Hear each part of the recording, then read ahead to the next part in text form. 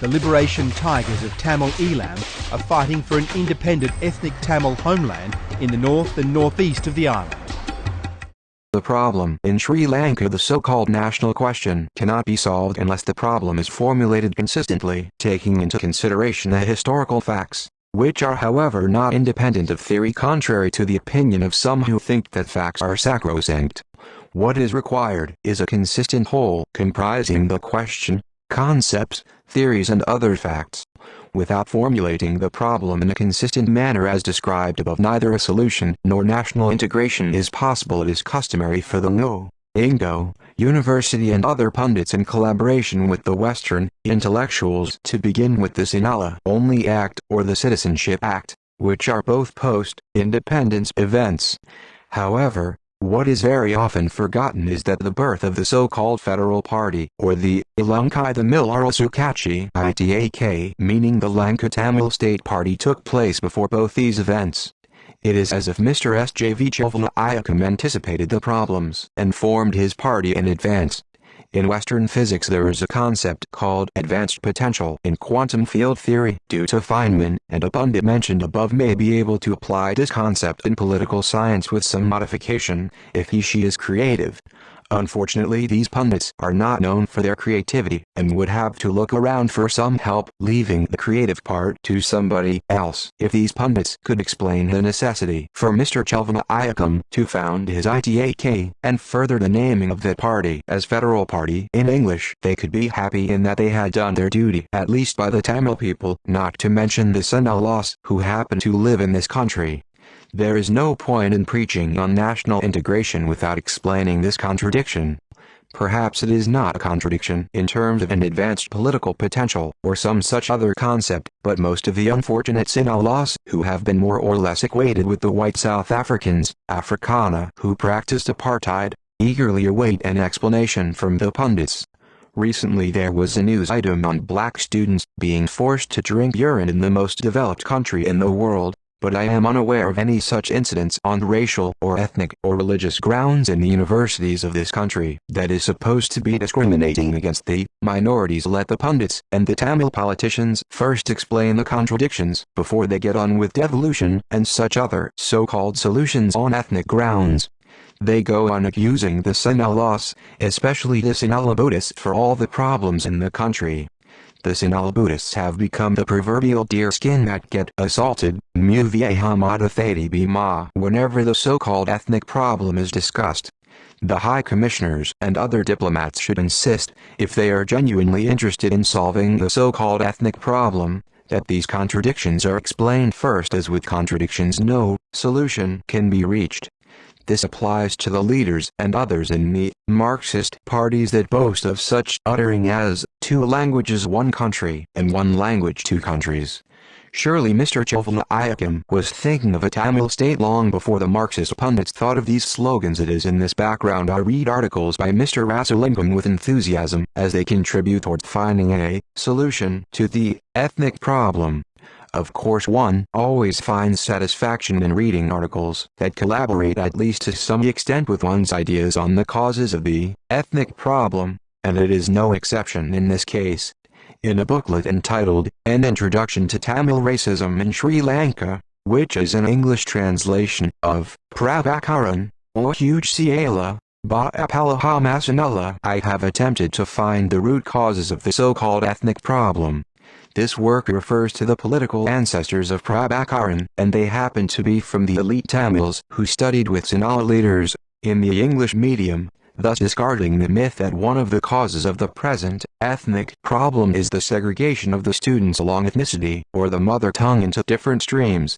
The interested parties want to project this myth also as a corollary of the Official Language Act, even though educating school children in Swabhasha has a history going back to at least a few years before 1956. It is not only the pundits and the Tamil politicians who propagate the myth that it was all rosy before 1956, and everything started with the Official Language Act, or at best after the Citizenship Act.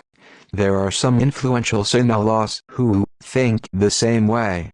These Sinhalese have read all about communal politics during the state council days and have come across the help given by the British governors to the Tamil elite. They know how the Legislative Assembly was formed with 6 unofficial members, 1 representing the Sinhalese, 1 representing the Tamils, and 1 representing the Burghers, while 3 represented the Europeans. The Sinhalese, who constituted more than 75% of the population, and who had built a unique culture in the country that is not found in India or any other part of the world, over a period of more than 2,000 years were equated with Tamils, constituting about 12% of the population, prominence being given to the Vellalas in Jaffna over all other Tamils in the north as well as in the east. The Vellalas were the darlings of the Dutch as well as the British, and the latter connived with them to undermine the status of the Sinhalese. However, unfortunately, though these Sinhalese have a knowledge of the communal politics, they do not attribute the beginnings of the so-called ethnic problem to the link that existed between the British and the Tamil elite in the 19th and 20th centuries.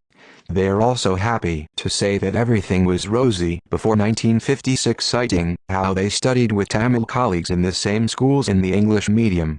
If one were to study the beginnings of the Tamil problem in the early part of the 19th century, and the later developments, one will find that it was those classmates who studied in the English medium who conspired with the British against the Sinhala classmates who had by then become leaders.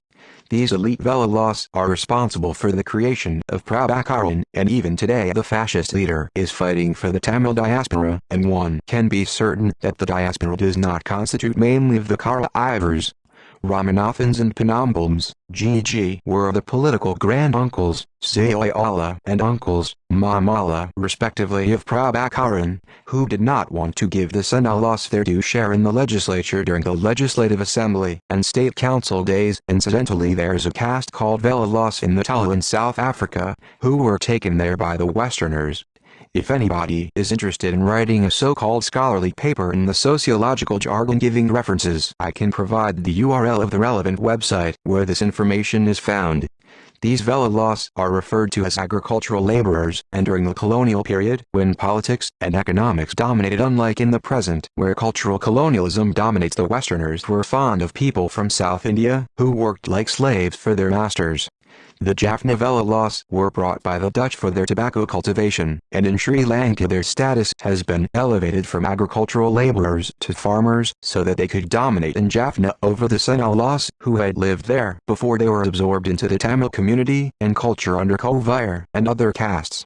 It is ironical that Kovire is derived from Sinhala, Govaya meaning farmer, and that agricultural laborers from South India became the dominant caste, while Kovires were relegated to a so-called low caste. If anybody is not happy with what I write over the origins of the Tamils in Jaffna, all that has to be done is to analyze the Tamil as spoken by people in Jaffna and in South India, and find out the time after the two dialects branched off.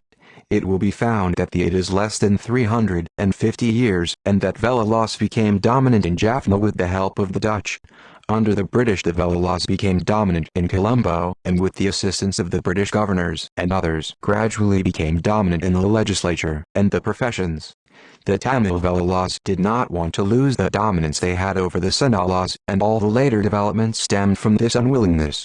When finally the parliamentary elections were held in 1947, some of these Vellalas realized that it was not possible to dominate with universal franchise. It has to be remembered that people such as Mr. Pranambal Ramanathan argued against a universal franchise. The Vellalas reacted to this situation in two ways. One group was contented to become ministers in the parliamentary government.